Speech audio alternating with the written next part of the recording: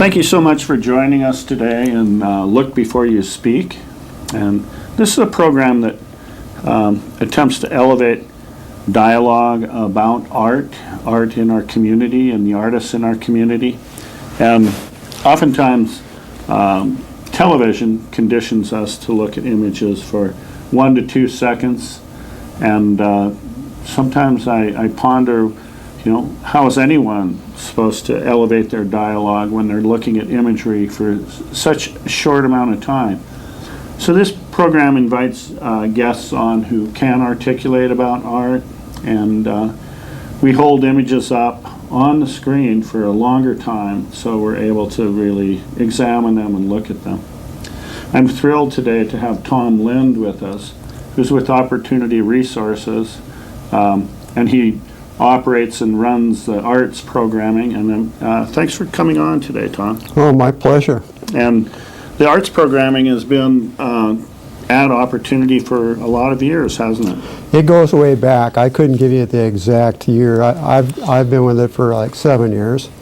And there were a lot of really significant art teachers and artists before that. And it's a real unique program to Missoula. Yeah, it's. I think some of the art that comes out of Opportunity is just really amazing. It's my favorite art. It's the only art that I've ever bought. I mean, I'm an artist myself, and I have my paintings around the house and stuff, and I start taking them down to make room for the ones that I want to buy of the clients. Well, this is, a really important aspect of that arts programming is that there has always been practicing artists involved with the programming and elevating that whole dialogue at Opportunity Resources. Right. I would guess the biggest difference in my tenure there is that when I started, and artists before me, or not artists, but the art teacher, art director, what have you, they were 2/3 art. And 1/3 they were travel agents, basically for field trips and so forth. So we've expanded in this last 7 years from me being full-time for the first couple of years to having now 4, not full-time, but 3 full-time people and 1 half-time person. The program's grown that much. Yeah. Well, that's fantastic. I think it's can you talk about a little bit about maybe, I don't know, I'm in uncertain territory, but the therapeutic aspect of the arts at Opportunity? Well, yeah, I mean, that's what it's all about. Yeah. And not perhaps therapy is maybe not the best word, but it certainly hits on self-esteem issues. And art is an amazing way, a vehicle for improving a person's self-esteem. Sure. And I could give you a good example of that with Sarah here, which is just the right time for this one.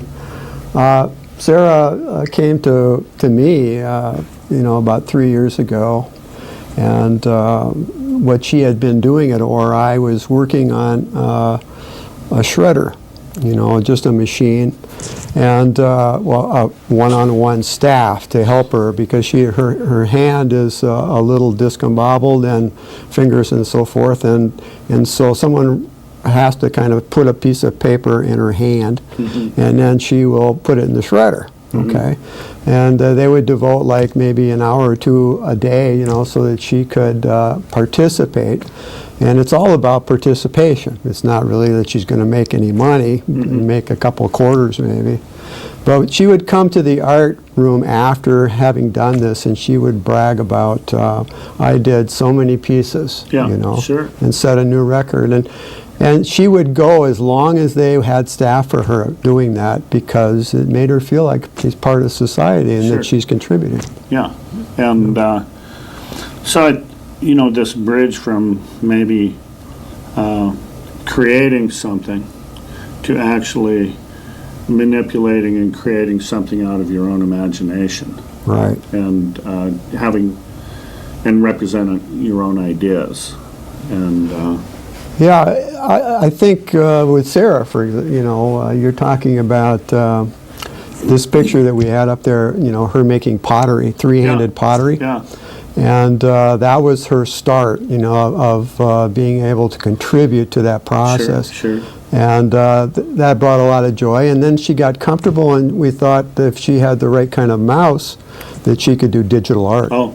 And that's where Sarah really started to get the So individualized. is she working on a pot here? Yeah, that vase to the right there is wheel thrown, and that's her hand in my hand doing the lip of the pot there. Oh, that's wonderful.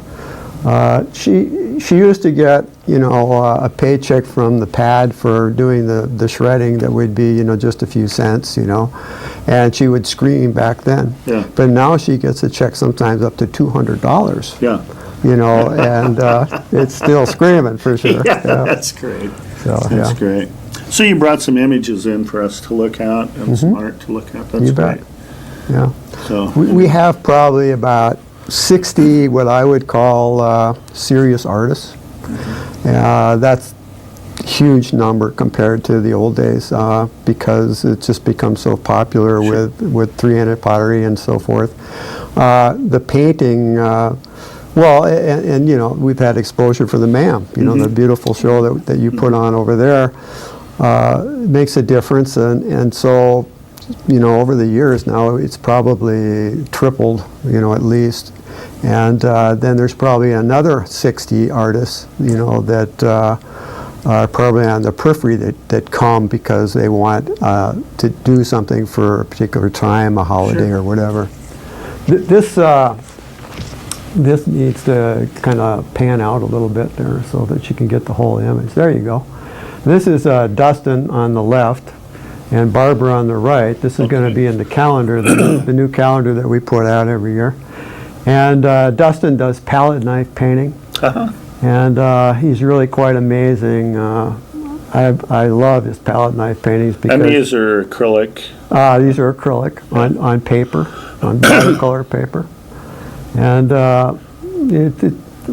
what's so amazing about him is the guy, part of his disability is that he can't see very well. And yet he takes on all these different colors and it's a good shot, good close-up, and textures and so forth, and somehow comes away with something that works, It's pretty amazing. Yeah. So do you work with like whole idea of a palette, or is that pretty wide open? Basically, you have somebody there like Peggy, who was wonderful with creating an environment, helping to create an environment where they're really comfortable. That means a lot of chatting, back and forth, and a lot of sincere interest in each other's lives, Yeah. And with that, she would, Dustin would say, well, I want more red, I want purple, and she'll go get it and put it in whatever quantity he wants So in front of those him. colors are pretty instinctual on his part. Yeah, absolutely. Yeah. He can see the color enough to distinguish what he's picking up. That's great. Where he has trouble is that only this vector, this part of the canvas he can see, and so he'll think he's done, and he'll still have like 6 inches to go where it's all white. And I'll say, well, Dustin, it looks great. If you're done, but did you know that you've got 8 inches over here? And he said, oh, I didn't know that. Move it over. I see. And so Okay. that's how he works. And this is Barbara's piece on the right. Yeah, Barbara's, what a discovery. Barbara's real shy, and what she likes to do is just kind of shadow around, and stay close to you and talk just a little bit. And then she'll do pottery, but her first instinct is not to touch it. She'll just go, I don't want to touch it, you do it, Yeah. And then we say, Barbara, you have to touch the pottery. And once she gets wet, then she's okay. Then it's Gets her hands dirty. But we never thought that Barbara would be such a genius when it comes to some of these kind of paintings. She can... So this is out of her imagination. Oh, absolutely. Yeah, and so are Dustin's, 100%. Yeah. Absolutely. And nobody's ever teaching them how to do anything. Yeah. If anything... Well, that's remarkable. they're This teaching looks us. like, a large vision and perspective. Yeah. And everything she does is totally different. You could tell it's Barbara because it's so free and loose Yeah, and yeah. so deep. You know, it's really amazing. That's great. So you produce a calendar each year. Well, we do. And this calendar is going to have 21 pieces of art in it that aren't going to be tiny. You know, Yeah. they're going to be pretty big. Yeah, And we juried it ourselves this year so that we could, we said that we're not going to give up any quality because that wouldn't be fair to the artists. Yeah. But if it's a tie, it goes, or anywhere close to a tie, we're going to somebody who hasn't been in the calendar Oh, before. that's For self-esteem building. That's again. great. Yeah, right. That's great. So, Well, let's look at another image. Wow. yeah, that's Bobby Rockford. That's all out of her head, and it's all, Is it a rider on a horse? yeah, or a mule or something like that. Yeah, yeah. Man, And, that's just beautiful. and her backgrounds are amazing. She's a remarkable woman. They're all remarkable, but with Bobby, she goes at times when she has a shakiness about her. You know, she was one of my best glazers because she would just go up there and she had no inhibitions about her disability. She's totally fearless. She used to be a biology teacher, and she ran into some difficulties with these things, but she sings in a choir. She'll be a soloist. She's just 100% fearless. That is a beautiful painting. Yeah. And what is this a particular person? It's just out of her head. No, Okay. it's not a particular person. It looks kind of like a pack mule of some kind. One of the things I really enjoy about that piece, particularly, that's kind of, there's a savviness about it in that, you know, oftentimes in art, instructors talk about staying away from just plopping down in the dead center. Right. And this is, it's off-centered. And it's, you know, there's a real direction to it. Yet there's this really powerful thing about the tail going back the opposite direction. No, I think compositionally that's a knockout. Yeah, yeah, So yeah, I love seeing that. yeah.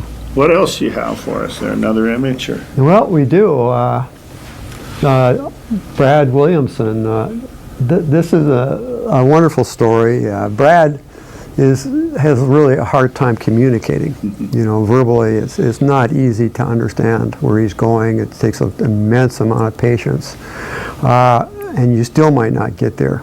But his PT person, his physical therapist person, said to me, Tom, you know, Brad's a very deep guy. He's so smart, you know, and he has no outlet for it. And he can work a mouse, you know, a rollerball mouse, and has one at home for his computer. And she says, couldn't he do digital? I said, well, yeah, let's give it a shot, you know.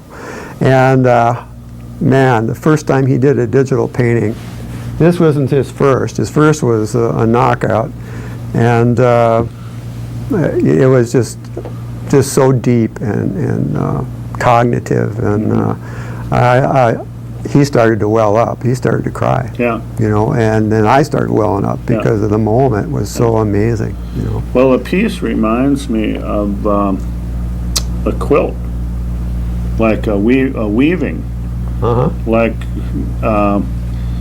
I don't want to say. Well, just a weaving, but it also kind of, to me, it also references somebody like Paul Klee, somebody out of the does. Bauhaus. It definitely like the does, use of a limited color palette on a black background with these very playful shapes, but the playful shapes are strategically placed. Absolutely. And I don't know, it feels so modern to me.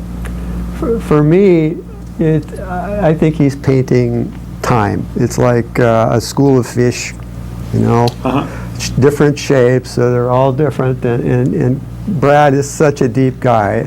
I think he's one of the few people that could take on that, you know. I mean, I think he changes and puts, they're all kind of going this way, and then he's got one at the end that goes vertical, and it's just Brad to a T, you know. And how prolific is he with this method?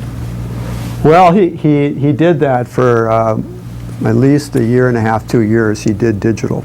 And So now, he can save these on the computer. Absolutely, yeah. And then print them out or not. Absolutely. Yeah. And they'll be around for a long, long time. Yeah. You know, digital will keep going. We can keep printing them, and he's sold quite a few of those. You know, very unique. And does each one, does he have a different color palette with each one? Well, his color palette, of course, is endless because it's digital. You know, he can do whatever he wants with. We use a software program called Corel Painter 11. You know, now it's 15 or something. Yeah. But you know, it's very versatile, and you do have an undo button, of course, on this kind of art. Yeah.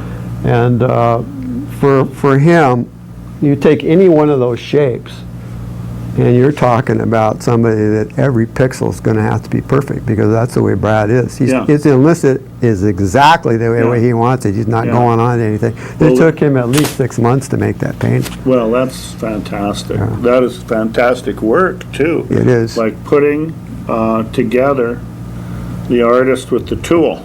Right. And that's critical. It's critical to, His next painting was curvilinear. yeah. You know, beautiful, soft, flowing, almost like jellyfish kind of composition. He called that one Life. He calls this one Boxes. Yeah. You know, sold a lot of both of those paintings. Yeah.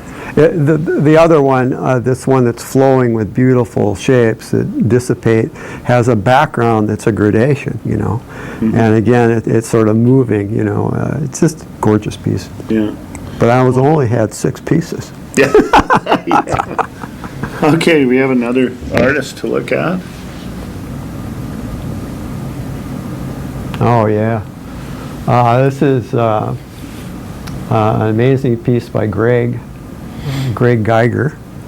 That's Peggy's son, and she brought him in just thinking that maybe he would like to do art, you know. And he had never really been exposed much to it. And he just started taking off after a while, and he made these kind of paintings. You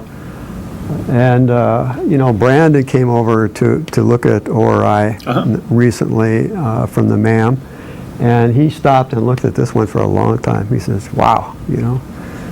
I mean, if this were, you know, this is almost like kind of an optical thing. You know, if you look at this in the middle up at the sky, if that is a sky, you can almost see it concave or convex, you know. It just goes in and out on you. He has a fascination with discovering different brushes and just letting them do their thing. Yeah, this is a beautiful painting. And is it acrylic? Yeah, almost all of these are acrylic. And so did he work with brushes, or were there different tools? The main brush that he used was a fan brush, you know, on that one. And he would, but instead of making what the brush itself did as being the focal point, he made a brush stroke here and a brush stroke there and went like this, so that there was in between untouched part became the focal point. Kind of framed it, you know. And that's where you get these optics when you look at it. If it's really close to you, you just go, wow, how did he do that? You know, it takes a while to figure it out, you know. Yeah. But he's a very soft-spoken guy, never the center of attention. And this bio part over here, you know, this is another calendar one that'll be in the calendar, you know, talks about that. And then I asked him when I was interviewing him for the biography, I said, well, you know, what are your thoughts? What really gets you excited, you know? And he said, well, I think I get excited because I think people think that they're surprised, you know, because I'm so quiet, that my paintings are kind of like candy. That's great. That is so good. Yeah. And, you know, again, you're giving access. It's like language. You're helping people with language. And giving people access with to tools.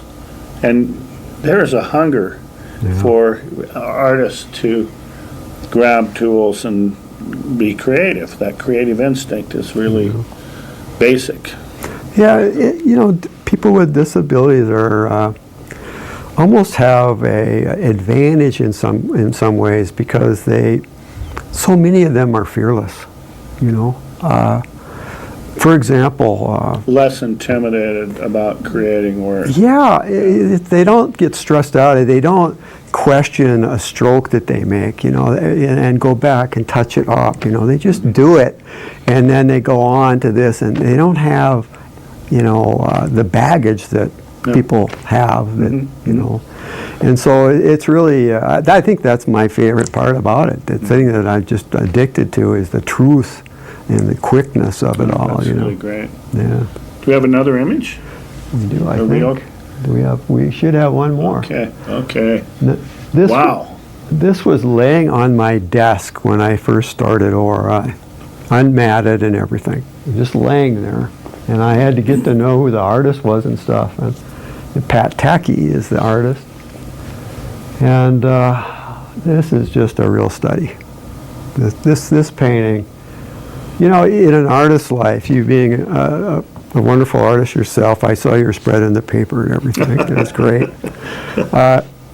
Sometimes in your life you'll make something that will be just exactly what you were trying to express. And that's all you were trying to do, But it will be a bigger picture to more people and mean more things, Might even express the time you live in more articulately than others have done, and so forth. And I think this is a period piece. I think this, he's a fairly, he's probably my age. He's up there, probably, I'm 69, so he's getting up there. And he's lived through a lot of times institutionalization kinds of things, back before the 70s. And this has a sort of an institutional look to it with that gym floor and that tiny chair. This is a very bright guy, this symbolism of that little chair. The design of it, the yellow lines, leading you to the little yellow in the window up on top. The fact that he could take those shutters, and change the colors, and if they were the same, the formal balance would be just a little bit too much for me. The straightforwardness, like an Egyptian painting, frontalism and stuff. Well, this is a remarkable piece too, because just like we were talking about in the first things in art classes of not plopping things down in the center, but he doesn't do that either. No. Because he's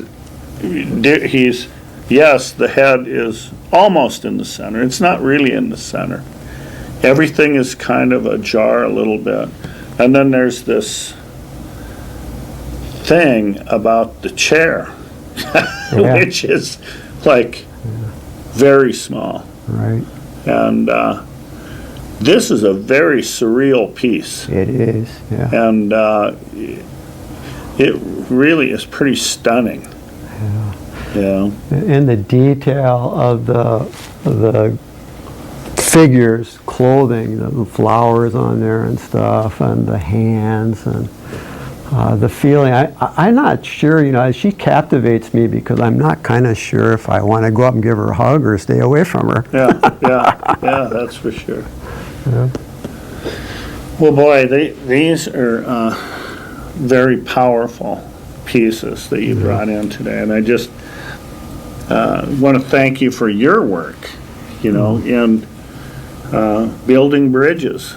And no matter who artists are in the community, the more access we can provide for artists to be expressing what's inside of them, the healthier I think our community is. Right. And Opportunity has really been a flagship in communicating that and helping people and building bridges to creativity. Yeah. Whether no matter what that is, and you've done remarkable work, and I just want to thank you so much for coming in today. Well, thanks. It's I just love doing this kind of thing because Yeah. I get so excited about the artwork. It's so incredible. Well, and I think sometimes people can look at some of this artwork and, you know, like the last piece, and maybe say, oh, it's a piece of folk art, and, you know, kind of speed through it.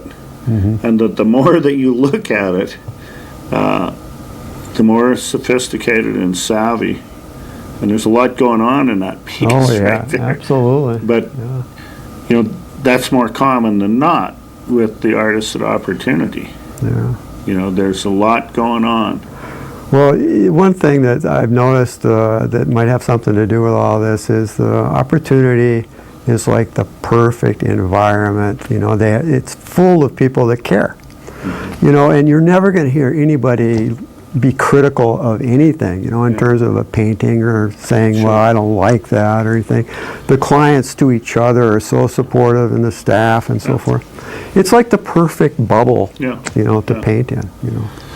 Well, I wanted to thank you again, and I hope that you'll come back again and share some more work. eventually. Anytime. Okay.